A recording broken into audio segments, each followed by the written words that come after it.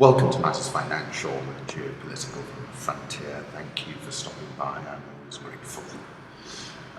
It's been an extraordinary time in the markets, and I like this quote: "What central bankers are doing now feels like a Jedi trick," said Albert Edwards. Everyone is in a currency war, and inflation expectations are crashing.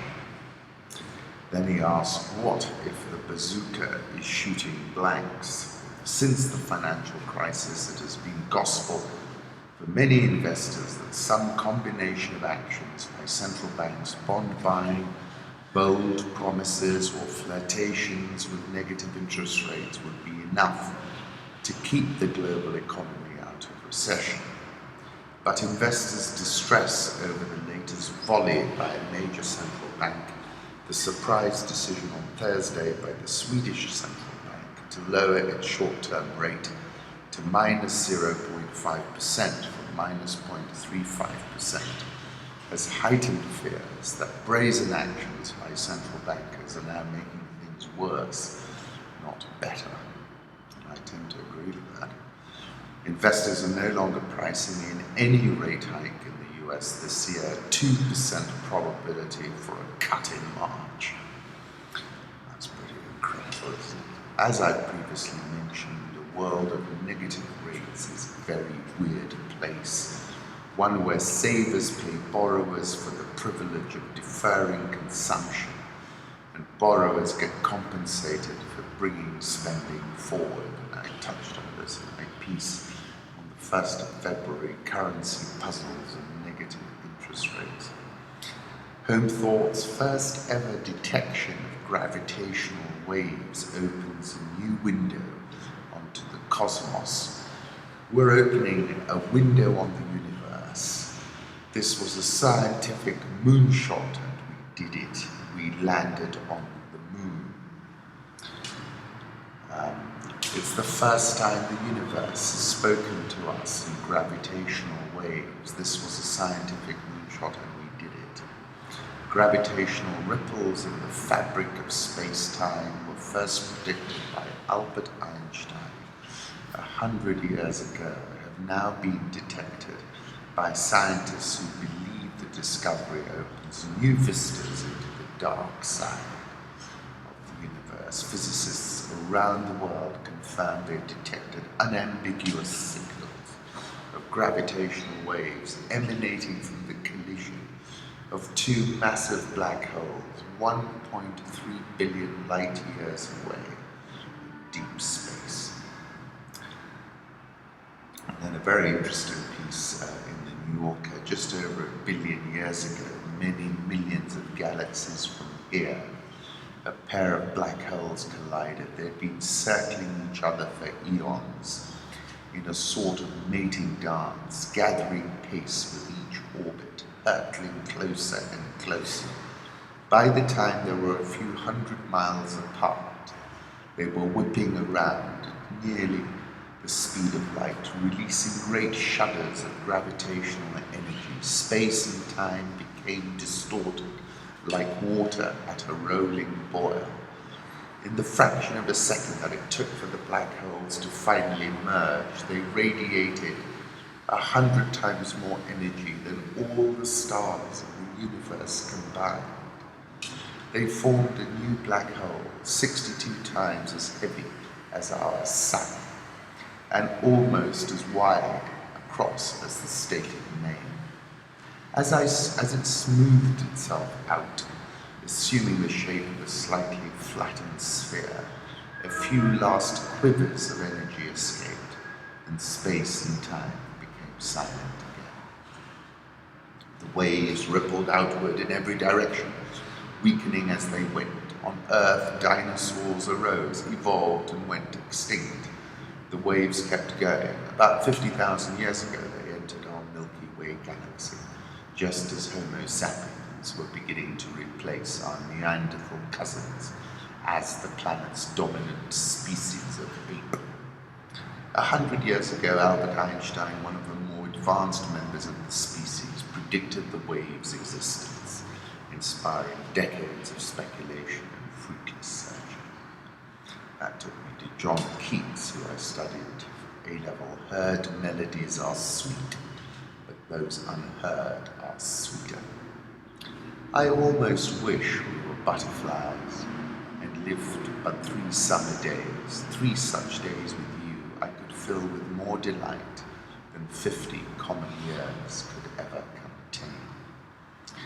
You know, he died very young, so that makes that comment even more poignant. A thing of beauty is a joy forever.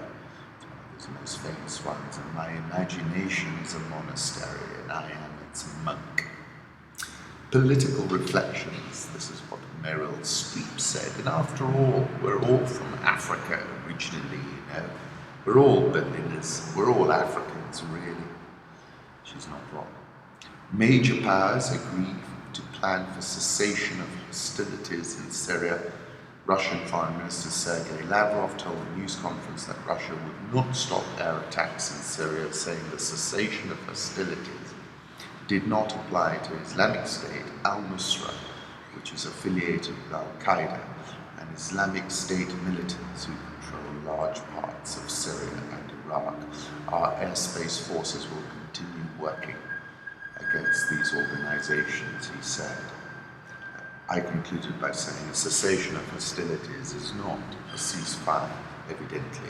Then we put up a photograph of Lavrov and Kerry, both very accomplished foreign ministers. Saudi goad Obama to invade Syria. Saudi Arabia's desire to intervene under the cover of fighting Islamic State terrorists, but really aimed at ousting President Bashar al-Assad, has been welcomed by Washington, but dismissed by the Iranian Revolutionary Guard's commander and some Western analysts as a ruse. Iranian Major General Ali Jafari told reporters in Tehran. They claim they will send troops. I don't think they will dare do so. They have a classic army, and history tells us such armies stand no chance in fighting irregular resistance forces. The fellow writing the article says, I don't believe it is a bluff, and here's why. It appears instead to be a challenge by the Saudis to get Obama to commit US ground troops to lead the invasion. The Saudis made it clear they would only intervene as part of a US-led operation. Of course, I concluded this before Seymour Hersh concluded it, but Obama backed away because British intelligence informed him it was the rebels and not the Syrian government that carried out the chemical attack. And he was brave to do that. Saudi policy has become far more aggressive and proactive over the past years. It has come under the control of the Deputy Crown Prince, the Defense Minister, Prince Mohammed bin Salman. If Saudi Arabia becomes involved in any more ambitious venture in Syria, it is likely to be in association with Turkey, and that's why Davutoglu has been visiting, and Erdogan. But Turkey's policy towards sending its army across the border is ambivalent, because to do so would be highly risky, and it would. President Erdogan is appalled by the prospect of the war in Syria, and may conclude with Mr. Assad still in power, and the de facto Syrian Kurdish state of Rojava controlling half of the 550-mile-long Syrian-Turkish border.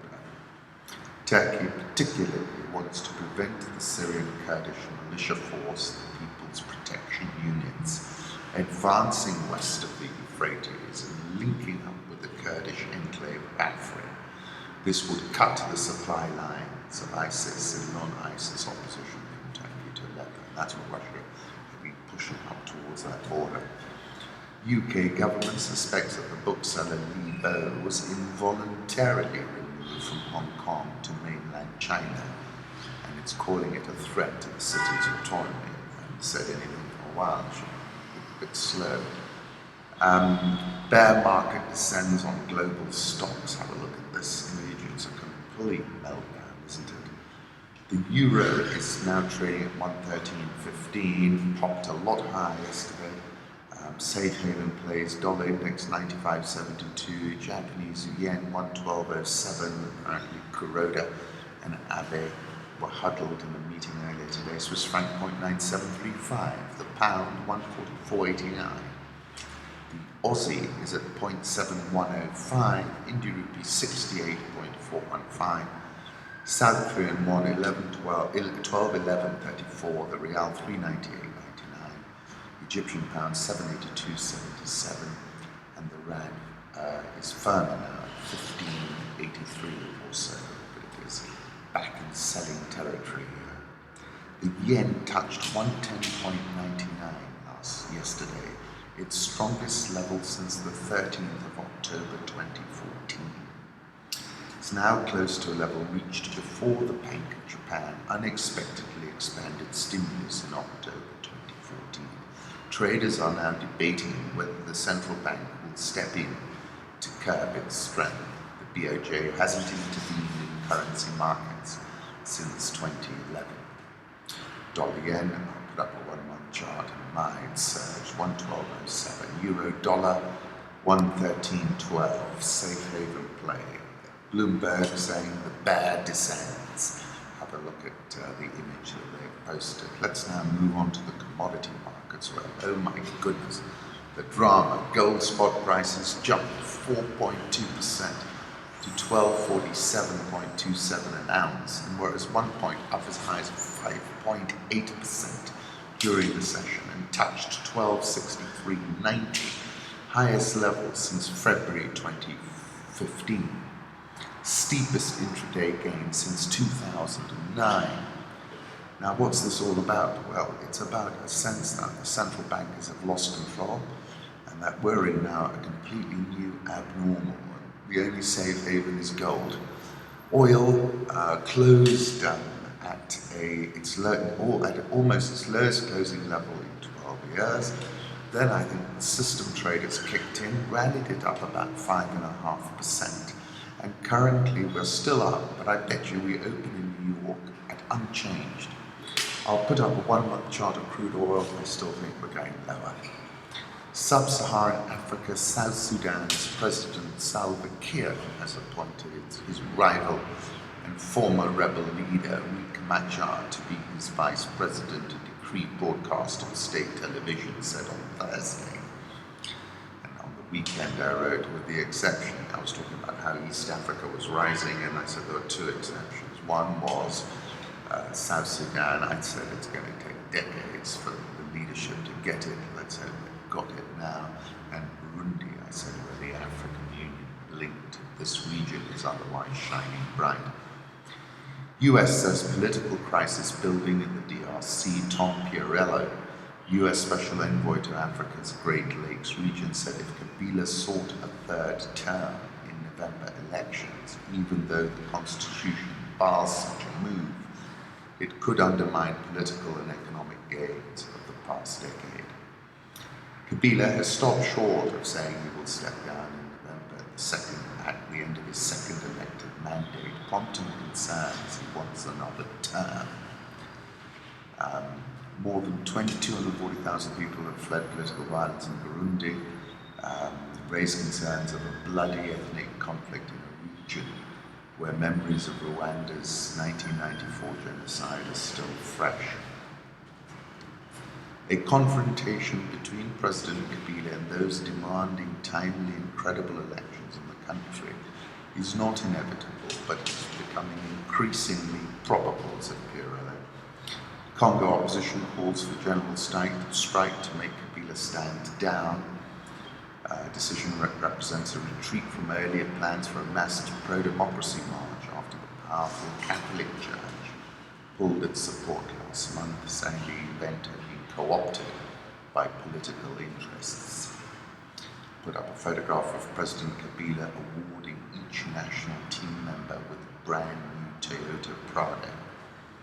Tea time over as bulldozer president targets Tanzanian waste. Since his inauguration 3 months ago, Magufuli has cancelled Independence Day celebrations, barred civil servants from sending Christmas cards as part of a campaign pledge to tackle graft and curb waste of public resources. The money-saving measures generated a meme on Twitter that asked, what would Magufuli do? Tanzania is Africa's 3rd biggest gold producer, ranks in the bottom half of Berlin-based Transparency International Corruption Perceptions Index.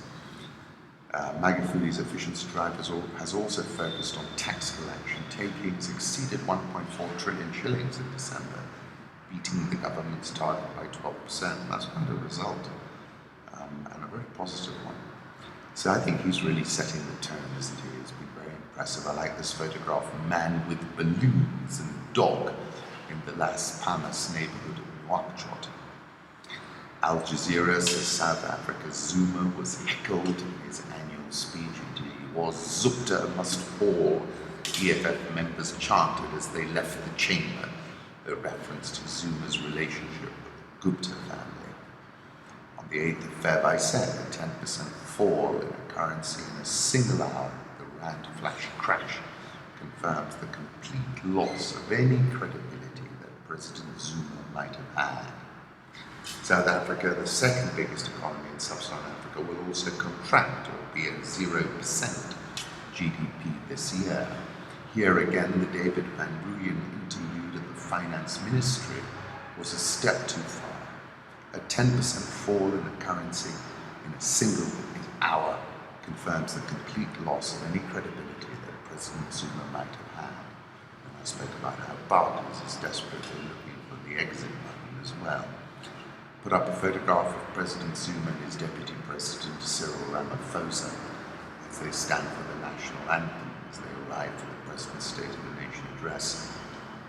Julius Malema yelled, "Zuma is no longer a president that deserves the respect from anyone. He has stolen from us, he has corrupted the economy of South Africa. He has made this country a joke, and after that he has laughed at us." Put up a photograph of the economic freedom fighters leaving Parliament during Zuma's State of the Nation address. And look, they're a formidable adversary that reinvented themselves. They feel as if they really could pose a big challenge. 14th of December, I said the markets are not interested in Zuma's explanations. They are seeing a South African president who has gone rogue. South African all-share closed at a 2-week closing low.